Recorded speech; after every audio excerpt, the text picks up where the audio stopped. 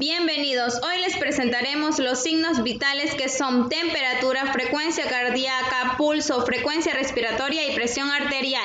El primer paso antes de la toma de signos vitales es el lavado de manos. ¿Cuál es su importancia? La higiene de manos es el gesto más eficaz y sencillo para la prevención y control de infecciones. Utilizaremos un grifo, jabón líquido, toalla desechable y un tacho de residuos comunes. El lavado de manos se realiza por fricción con un preparado de base, puede ser alcohólica o lavado con agua y jabón, con el objetivo de reducir o inhibir el crecimiento de microorganismos en las manos. Existen dos procedimientos. Con base alcohólica de 20 a 30 segundos se realizan 8 pasos y con agua y jabón de 40 a 60 segundos con 11 pasos.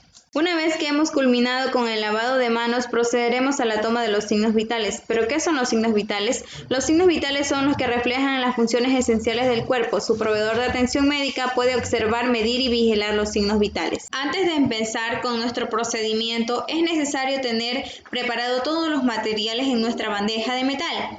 El termómetro, el estetoscopio y manómetro, torundas, alcohol, tacho de desechos comunes, reloj con segundero. Es importante tener el consentimiento del paciente ante cualquier procedimiento a realizar. Para empezar con nuestro primer signo vital, la temperatura. La temperatura es la medida de la capacidad del organismo de generar y eliminar calor. Para tomar la temperatura debemos coger nuestro termómetro, una torunda con alcohol y desinfectar el bulbo del termómetro. Después, con una torunda seca, aseamos la axila del paciente. Luego la descartamos en el recipiente. Cogemos el termómetro digital, lo encendemos y colocamos el bulbo en el hueco axilar. Debemos colocar el brazo en flexión hacia el hombro contrario. Tenemos que esperar el tiempo necesario. El termómetro nos indicará el valor con un sonido. Mientras esperamos el valor del termómetro, vamos con el siguiente signo vital, que es el pulso. Primero, el brazo del paciente debe estar en reposo sobre una superficie. Debemos utilizar estos 3 dedos, índice, medio y anular, menos el pulgar porque él tiene su propio pulso y no se utiliza en esta técnica.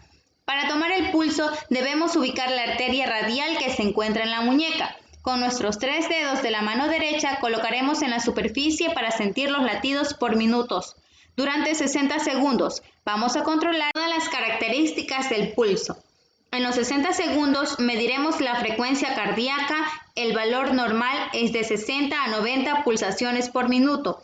En los neonatos es de 130 a 140 pulsaciones por minuto. En los lactantes menor de 110 a 130. En lactante mayor de 90 a 110. En los adolescentes de 80. En los adultos de 75 y en el anciano de 70 pulsaciones por minuto. Si encontramos una pulsación por debajo de 60 respiraciones por minuto, es una bradicardia. Si encontramos una frecuencia respiratoria supera a los 100 respiraciones por minuto, es una taquicardia. Otra característica que debemos tomar en cuenta es controlar el ritmo.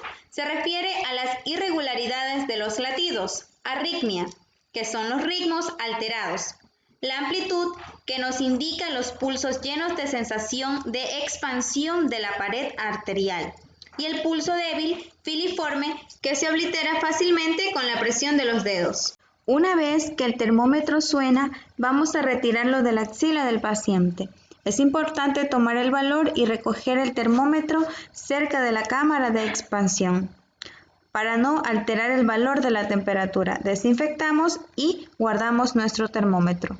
A continuación vamos a controlar la frecuencia respiratoria. Consiste en la entrada de oxígeno al cuerpo y salida de dióxido de carbono por el mismo.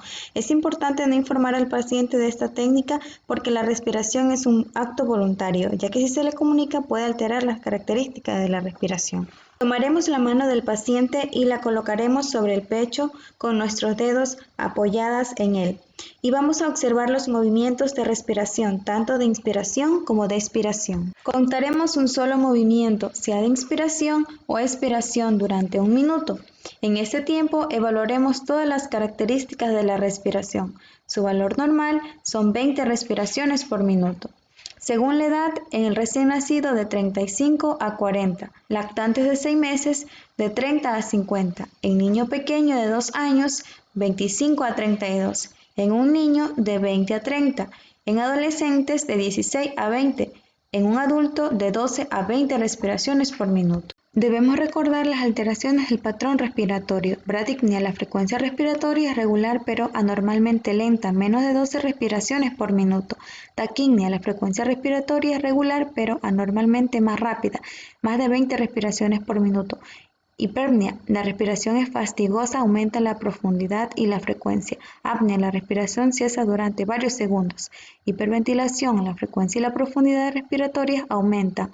Hipoventilación, la frecuencia respiratoria es anormalmente baja.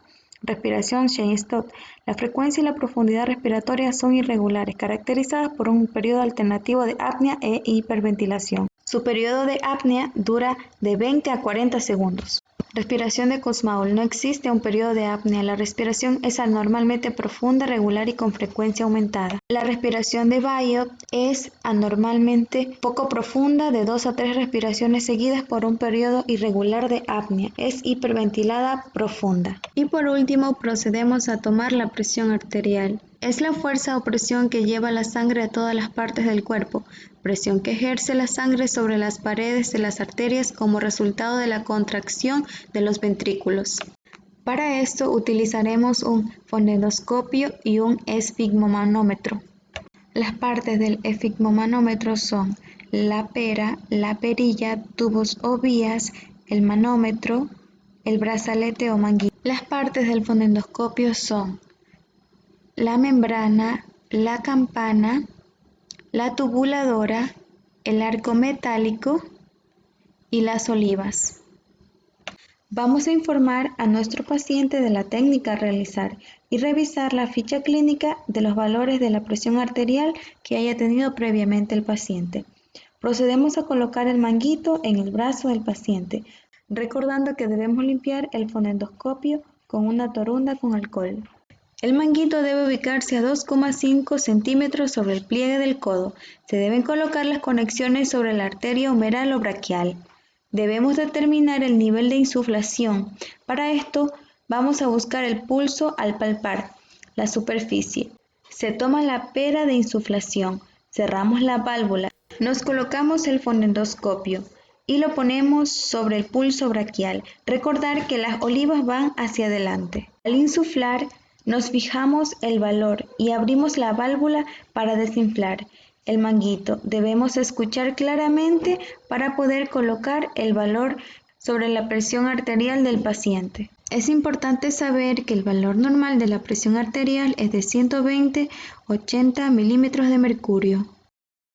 Y para terminar el video, los 5 momentos para la higiene de manos son: antes de entrar en contacto con el paciente, antes de realizar una tarea séptica, después del riesgo de exposición a líquidos corporales del paciente, después del contacto con el paciente y por último, después del contacto con el entorno del paciente.